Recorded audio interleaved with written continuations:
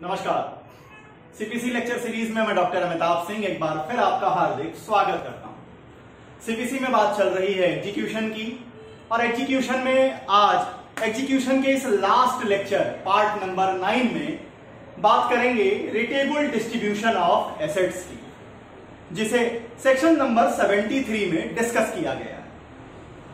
अभी तक हमने देखा कि आखिर एग्जीक्यूशन कहते किसे हैं, एग्जीक्यूटिंग कोर्ट्स क्या क्या कर सकती हैं, एग्जीक्यूटिंग कोर्ट्स कौन से ऐसे क्वेश्चंस हैं जिनका निर्धारण कर सकती हैं, कौन कौन सी प्रॉपर्टी अटैच होगी नहीं होगी, अटैचमेंट के साथ या बिना अटैचमेंट के सेल का क्या प्रोसेस होगा। इन सारी चीजों के बाद अब बात उठती है सेक्शन नंबर 73 में डिस्ट्रीब्यूशन ऑफ एसेट्स की। आखिर इस सेक्शन 73 का कॉन्सेप्ट क्या है, तो इसे समझिए कि अगर किसी जजमेंट डेप्टर के खिलाफ डिग्री इशू हो चुकी है और उस जजमेंट डेप्टर के खिलाफ एक से ज्यादा मनी डिग्री इशू हुई है, एक से ज्यादा लोगों की मनी डिग्री एक ही जजमेंट डेप्टर के खिलाफ इशू हुई है, किसी एक डिग्री होल्डर ने उस जजमेंट डेप्टर की प्रॉपर्टी को अटैच करा दिया है, लेकिन अभी वो प्रॉपर्टी पूरी तरह से सोल्ड आउट नहीं हुई है, अटैच हो चुकी है, कोर्ट की कस्टडी में प्रॉपर्टी आ चुकी है। इस बीच में दूसरे लोगों की भी मनी डिग्री मिलती है उसी जजमेंट डेप्टर के खिलाफ। तो प्रश्न उठेगा कि ये जो कॉम्पिटिटिव डिग्री होल्डर्स हैं, अब इसको कॉम्पिटिटिव जो डिग्री होल्डर्स हैं इनको क्या एक दूसरे पर प्रेफरेंस दिया जाएगा या बिना प्रेफरेंस दिए एक इनके जो जिनका जितना पैसा बनेगा उसके बीच में एक रेशियो निकालेंगे और रेशियो निकाल करके एसेट को सोल्ड आउट करके जो उसका कॉर्पस निकल के आएगा उसको आप डिस्ट्रीब्यूट कर देंगे। इस प्रश्न का जवाब दिया है सेक्शन नंबर 73 क्लॉज नंबर 1 ने। अब समझिए आखिर सेक्शन 73 कहना क्या चाहता है। मिस्टर एक्स के खिलाफ मिस्टर एक्स जो है वो जजमेंट डेबिटर है। मिस्टर एक्स के खिलाफ वाई की एक डिग्री है, मनी डिग्री है 50,000 रुपए की। मिस्टर एक्स बाउंड है 50,000 रुपए देने के लिए, वाई जो है वो डिग्री होल्डर है। अब वाई क्या करता है, वाई अपने इस डिग्री का एग्जीक्यूशन डिमांड करता है, कोर्ट में एप्लीकेशन देता है और एक्स की जो प्रॉपर्टी है, एक्स की प्रॉपर्टी को अटैच करा देता है। अटैचमेंट हो चुका है लेकिन अभी सोल्ड आउट प्रॉपर्टी नहीं हुई है। इसी बीच में जेड को भी डिग्री मिल जाती है एक्स के खिलाफ। अब जो जेड की डिग्री है वो 1 लाख रुपए की है। जेड की जो डिग्री है वो 1 लाख रुपए की है। अब जेड भी क्या डिमांड करता है कि इनकी प्रॉपर्टी को अटैच करके सोल्ड आउट किया जाए। प्रॉपर्टी पहले से अटैच की जा चुकी है वाई के डिग्री के एग्जीक्यूशन में। अब सेक्शन नंबर 73 ये कहता है, सेक्शन 73 का क्लॉज 1 ये कहता है कि अब ये जो कॉम्पिटिटिव डिग्री होल्डर्स हैं ये दोनों लोग क्या कहे जाएंगे, ये दोनों लोग कॉम्पिटिटिव डिग्री होल्डर्स कहे जाएंगे। इन कॉम्पिटिटिव डिग्री होल्डर्स को आपस में कोई प्रायोरिटी नहीं दी जाएगी। इनके बीच में डिस्ट्रीब्यूशन ऑफ एसेट होगा लेकिन आप किसी तरह की प्रायोरिटी नहीं देंगे कि वाई का डिग्री पहले की है इसलिए पहले वाई का पूरा पैसा मिल जाए और उसके बाद जो बचेगा वो जेड के लिए जाएगा, ऐसा नहीं है।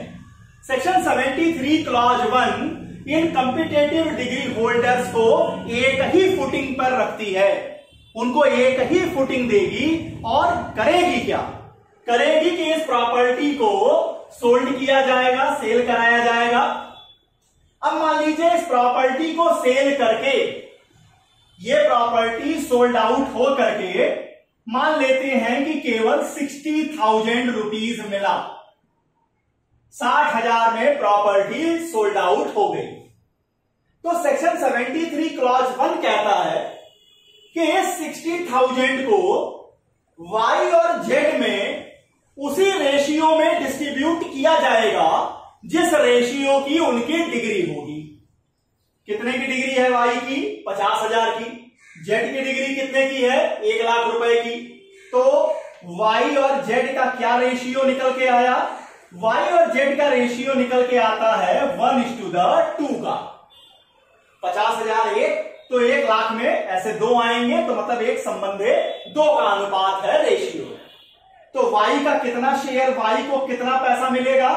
तो वाई का पैसा होगा 1/3 मल्टीप्लाई बाई 60,000, ये हो जाएगा आपका 20,000।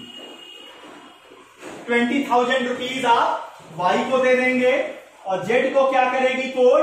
2/3 multiply by 60,000 equal to 40,000 rupees किसको दे देगी? जेड को दे देगी। तो ये जो डिस्ट्रीब्यूशन ऑफ एसेट है, इसको हम रेटेबल डिस्ट्रीब्यूशन ऑफ एसेट कहते हैं, जिसे सेक्शन नंबर 73 में बताया गया है। अब इसको आप समझिए, यहां तक तो हम समझते हैं कि आप क्लियर होंगे कि किस तरह से रेटेबल, अगर एक ही डिग्री होल्डर है, एक ही जजमेंट डेबिटर है, तब रेटेबल करने की जरूरत नहीं है। एक से ज्यादा डिग्री होल्डर है, एक से ज्यादा डिग्रीज हैं और सारी डिग्रीज एक ही जजमेंट डेबिटर के खिलाफ में हैं और उसकी प्रॉपर्टी अटैच कोर्ट ने कर दी है, लेकिन अभी वो प्रॉपर्टी सोल्ड आउट नहीं हुई है। तो अगर प्रॉपर्टी सोल्ड आउट नहीं हुई है, इस बीच में और भी डिग्रियां उसके खिलाफ जारी हो जाती हैं, जो मनी के पेमेंट की डिग्री है, तब उन सारे कॉम्पिटेटिव डिग्री होल्डर्स के बीच में जो प्रॉपर्टी सोल्ड आउट की जाएगी, उससे जो कॉर्पस मिलेगा, उसको एक रेशियो बना करके डिस्ट्रीब्यूट कर दिया जाएगा। मतलब आप समझिए कि इक्वालिटी हम सबको प्रोवाइड करेंगे। हम जो है सबको उस पोर्शन में सेटिस्फाई करने का अटेम्प्ट करेंगे जिस पोर्शन के हिसाब से उनको डिग्री दी गई है। अब सेक्शन 73 में कुछ कंडीशंस का पूरा होना जरूरी है। कौन कौन सा? पहला कहता है कि ये जो रेटेबल डिस्ट्रीब्यूशन का एप्लीकेशन देने वाले पर्सन होंगे, कौन होगा? वो जेड होगा, क्योंकि वाई तो पहले ही अटैचमेंट करा चुका है। तो जेड जो कि एप्लीकेशन दे रहा है रेटेबल डिस्ट्रीब्यूशन का, उसे डिग्री होल्डर होना होगा। ये डिग्री किस बात की इशू होनी चाहिए? ये डिग्री मनी के डिलीवरी की डिग्री होनी चाहिए। जजमेंट डेबिटर एक ही होना चाहिए। जो प्रॉपर्टी अटैच की गई है, इसका मतलब प्रॉपर्टी कोर्ट की कस्टडी में होनी चाहिए, लेकिन अभी प्रॉपर्टी का सोल्ड आउट न हुआ हो, अभी प्रॉपर्टी सोल्ड न की गई हो, अभी जो है उसका सेल का प्रोसेस बाकी है। तब अगर ये जेड एप्लीकेशन देंगे तो वो कॉम्पिटेंट कोर्ट, जो एग्जीक्यूटिंग कोर्ट है, वो क्या करेगी? वो पहले के डिग्री होल्डर और बाद के डिग्री होल्डर में, डिग्री होल्डर्स के इंटरेस्ट के बीच में एक रेशियो निकालेगी और उस रेशियो के हिसाब से जो भी उस एसेट को बेचकर, जजमेंट डेबिटर के एसेट को जो सीज किया गया, जो अटैच किया गया, उसको सोल्ड करके जो पैसा मिलेगा उसको उसी अनुपात में डिस्ट्रीब्यूट कर देगी। This is called readable distribution of asset, section number 73 clause number 1। थोड़ा टेक्निकल है। टेक्निकलिटी सिर्फ इस बात पर डिपेंड करेगी कि आपने रेशियो निकाल पाए हैं या रेशियो समझ पाए हैं कि नहीं। और यहां पर ध्यान दीजिएगा, जजमेंट डेबिटर एक ही होगा, उसके खिलाफ एक से ज्यादा मनी डिलीवरी की डिग्री आएगी, कोर्ट की कस्टडी में प्रॉपर्टी आ चुकी होगी, लेकिन अभी वो सोल्ड आउट नहीं हुई है। और अब यहां यह मत कीजिएगा कि आप प्रेफरेंस देने लगिएगा कि ये डिग्री होल्डर पहले का है तो पहले आओ पहले पाओ का कोई सिद्धांत सेक्शन 73 अप्लाई नहीं करता। एक्सेप्शन है सेक्शन 73 क्लॉज 3, आएंगे उस पर थोड़ी देर में। लेकिन अगर सारे नॉर्मल डिग्री होल्डर्स हैं, अब आप कहेंगे कि एबनॉर्मल डिग्री होल्डर भी होता है। नहीं साहब, डिग्री होल्डर्स जब मैं नॉर्मल कहता हूं तो इसका मतलब कि कॉमन पीपल जो है वो डिग्री होल्डर है, और जब मैं स्पेशल डिग्री होल्डर कहता हूं तो इसका मतलब है जहां गवर्नमेंट ही डिग्री लेकर आ रही है, जहां गवर्नमेंट खुद डिग्री होल्डर है।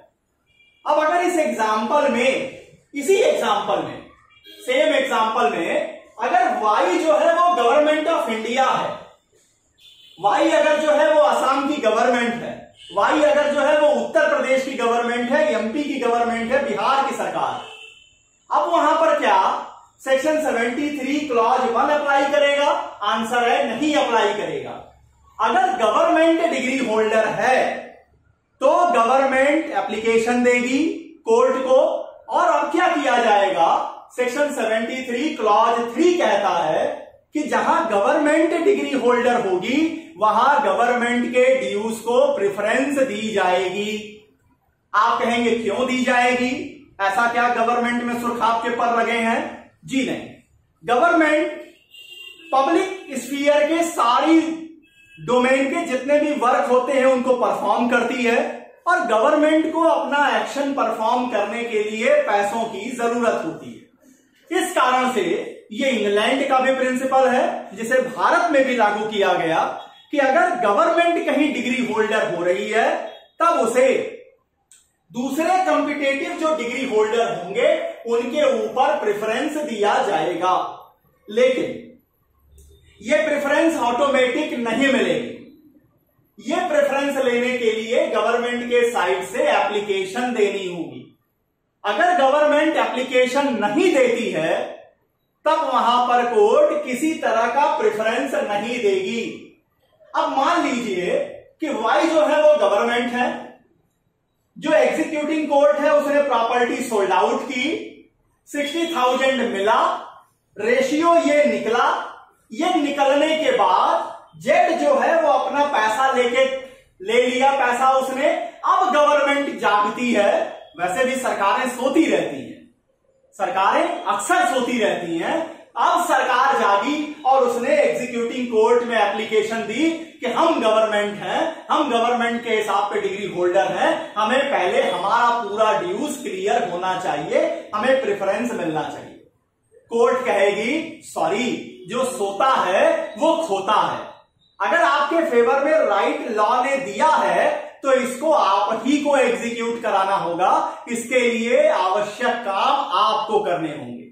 सीपीसी ने आपको एथराइज किया है कि गवर्नमेंट का ड्यूज होगा, उसे नॉर्मल आदमी के ड्यूज के ऊपर, डिग्री के ऊपर प्रेफरेंस देंगे, लेकिन तब देंगे श्रीमान जब आपकी ओर से एप्लीकेशन आएगी।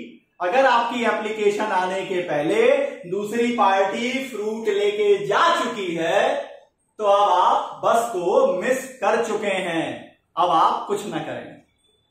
अब सेक्शन 73 क्लॉज 1 की बात हो गई, क्लॉज 3 की बात हो गई, तो इसका मतलब है कि कहीं ना कहीं क्लॉज 2 भी बनता है। क्या बनता है क्लॉज 2? क्लॉज 2 ये कहता है कि मान लीजिए एग्जीक्यूटिंग कोर्ट ने जो ये डिस्ट्रीब्यूशन ऑफ एसेट कर दिया, इस डिस्ट्रीब्यूशन ऑफ एसेट करने में कुछ गलती हो गई, कुछ मिस्टेक, किसी ऐसे आदमी को डिस्ट्रीब्यूशन मिल गया, किसी ऐसे आदमी को एसेट मिल गया जिसको उतना एसेट नहीं मिलना था, तब क्या होगा? तब उस एसेट में जिन भी लोगों का इंटरेस्ट होगा उसमें से कोई भी व्यक्ति उस गलत आदमी को, जिसको वो गलत इंटरेस्ट मिला है, उसे इंटरेस्ट वापस कराने के लिए कोर्ट में एप्लीकेशन दे सकेंगे। कितने दिनों के अंदर दे सकेंगे? जिस दिन ये डिस्ट्रीब्यूशन ऑफ एसेट किया गया है वहां से 3 साल का लिमिटेशन पीरियड है, वहां से 3 साल का मौका मिलेगा उस एसेट में इंटरेस्ट रखने वाले हर व्यक्ति को कि वो एप्लीकेशन दे सकें और इस गलत डिस्ट्रीब्यूशन ऑफ एसेट्स को वापस करा सकेंगे। तो ये बात रही सेक्शन 73 क्लॉज 1, क्लॉज 2 और क्लॉज 3।